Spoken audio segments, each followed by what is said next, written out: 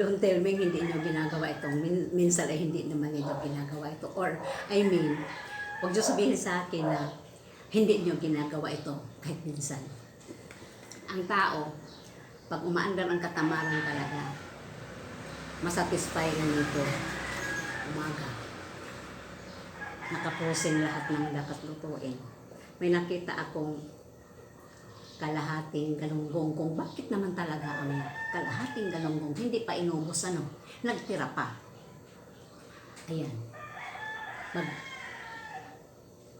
Maglabas pa ako. Tapos, ipaano mo pa yung nakaprosin. Nakita ko to, may kamatis at saka pipino. Ayan. Ang mga bata, ang mga tao sa itaas, mga tulog pa, anong oras, alas 7 na. Ayan. Nag-request na nga, tawag ng champurado. Ayan, tapat na sila. Okay na yung champurado, pero ako, okay ko na rin ito. Ang init.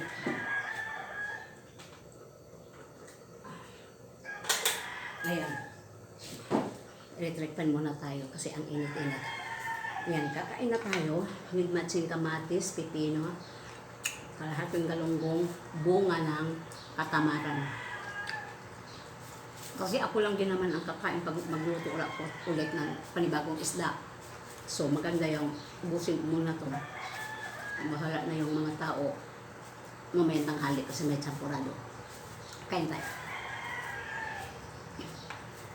Mayroon sanang ilaga ko sana yung cauliflower. Sinatamad ako. Mayroon namang hindi ilalaga. Kaya, kain. Taas ng mga paa mo. Pinili ko na yun. Kaya ako nainitan dahil galing na ako sa itaas. Doon ako nagsasain. Tapos, ang ginawa ko naman, inano ko yung kanin. Hinanap ko yung tutong. Alam mo na, sa tutong. Na, sinaglat ko talaga may tutong. Yan tayo.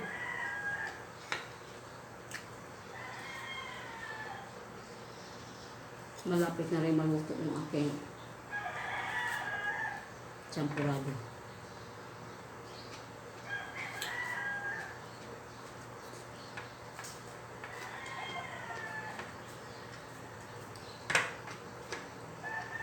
Hindi ba? Nasolve ang almusal ko nitong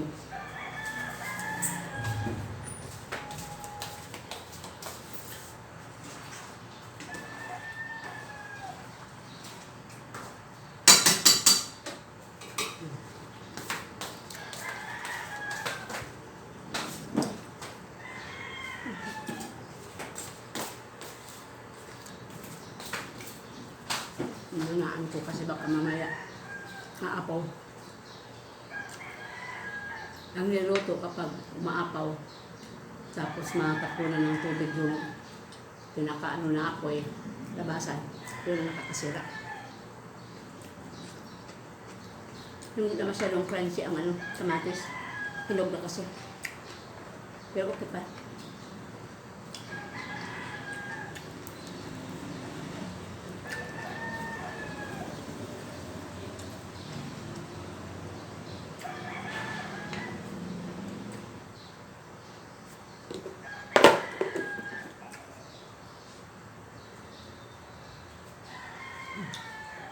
Magkatinga pa tayo sa kapirasong galunggong.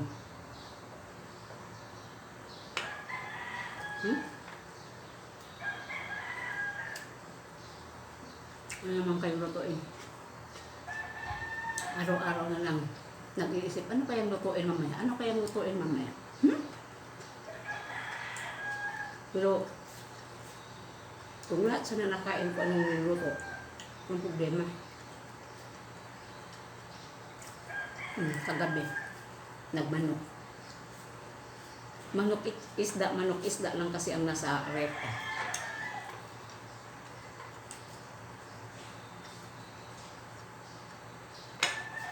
Sige na. Babay na.